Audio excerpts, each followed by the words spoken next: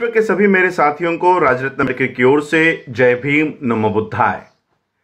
The untold Ambedkar के 11वें भाग में आप सभी लोगों का स्वागत है।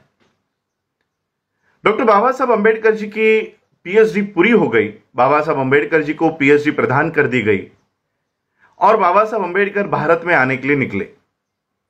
बाबा साहब अम्बेडकर जी के कार्यकर्ताओं को पता चला कि बाबा साहब अम्बेडकर जी को पीएचडी प्रदान कर दी गई है और बाबा साहब किस बोर्ड से आने वाले हैं, कौन से तारीख को मुंबई में पहुंचने वाले हैं, यह सारी जानकारी मुंबई के कार्यकर्ताओं को मिली।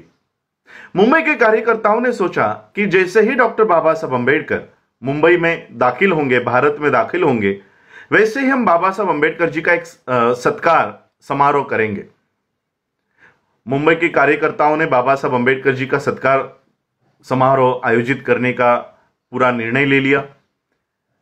यह बात घर पर मुंबई में बाबा साहब अम्बेडकर जी के पत्नी माता रमाई को पता चली।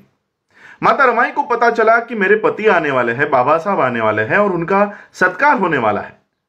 माता रमाई ने इच्छा व्यक्त की कि मुझे मेरे पति का सत्कार अपनी आंखों से देखना है, बाबा साहब का सत्कार मुझे अपनी आंखों से देखना है। यह एक छोटी सी इच्छा माता रमाई ने व्यक्त की, लेकिन माता रमाई की एक बहुत बड़ी समस्या थी।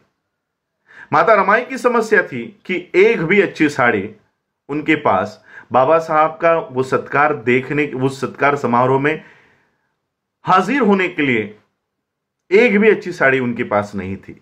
जो साड़ी माता रमाई ने पहनी हुई थी वो 7 जगहों से फटी हुई थी और ऐसे फटे हुए साड़ी में बाबा साहब का सत्कार देखने के लिए जाए तो लोग बाबा साहब को ताना देंगे, बाबा साहब को बुरा भला कहेंगे कि देखो अपनी पत्नी को बाबा साहब कैसे रखते हैं। माता रमाई सोच रहे थे कि किस तरह से बाबा साहब का सत्कार देखा जाए। तब माता रमाई को याद आया कि कोल्हापुर के छत्रपति शाहू महाराज जी ने बाबा साहब का एक सत्कार करते समय एक पगड़ी, जिसे महाराष्ट्र में फेटा कहते हैं, वो पगड़ी, वो फेटा उनको पहनाया था और वो पगड़ी माता रमाई ने संभाल कर एक ट्रंक में रखी हुई है। माता रमाई ने वो ट्रंक खोला, वो पगड़ी निकाली और जहां जहां पर वो साड़ी फटी है वहां वहां पर लपेटकर माता रमाई डॉक्टर बाबा साहब अम्बेडकर जी का सत्कार देखने के लिए गई। अब बाबा साहब का सत्कार चल रहा है, पति का सत्कार चल रहा है, तो पत्नी ने मंच पर आकर बैठकर देखना चाहिए, लेकिन माता रमाई मंच पर नहीं आई।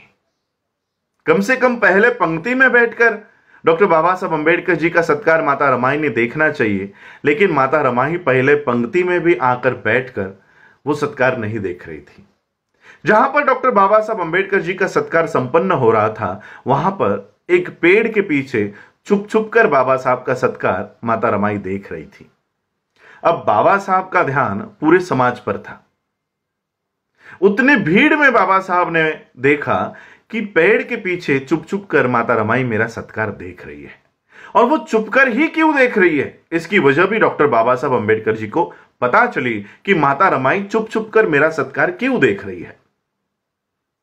बाबा साहब का सत्कार संपन्न हुआ, बाबा साहब मंच से नीचे उतरे और जिस पेड़ के पीछे माता रमाई चुप चुप कर बाबा साहब का सत्कार देख रही थी, उस पेड़ की दिशा में चलते हुए बाबा साहब गए। माता रमाई का हाथ अपने हाथ में लिया और माता रमाई से कहा, रामू रामू, मुझे अगर तेरे अकेले का संसार करना होता तो मैं सोने जैसा करता, लेकिन मुझे मेरे इस समाज का संसार खड़ा करना है, इसलिए मैं तुझे न्याय नहीं दे पाया। आज डॉक्टर बाबा साहब अम्बेडकर जी के और माता रमाई के त्याग की वजह से हमारे समाज की महिलाओं की परिस्थिति इतनी बदल गई है, अगर अलमारी खोली तो धड़ाम करके साड़ियां नीचे गिर जाती है। यह बदलाव डॉक्टर बाबा साहब अम्बेडकर और माता रमाई के त्याग की वजह से आज इस देश की महिलाओं के ऊपर इतनी अच्छी परिस्थिति आई है।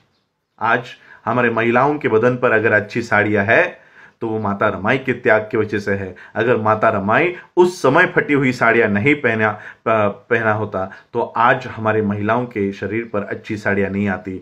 माता रमाई और बाबा साहब अम्बेडकर जी के त्याग की वजह से आज हम लोग अच्छे कपड़ों में घूम सकते हैं। ये डॉक्टर बाबा साहब अम्बेडकर जी की एक अनकही बात आज आप लोगों के सामने रख रहा हूं। जय भीम, जय भारत, जय बुद्ध।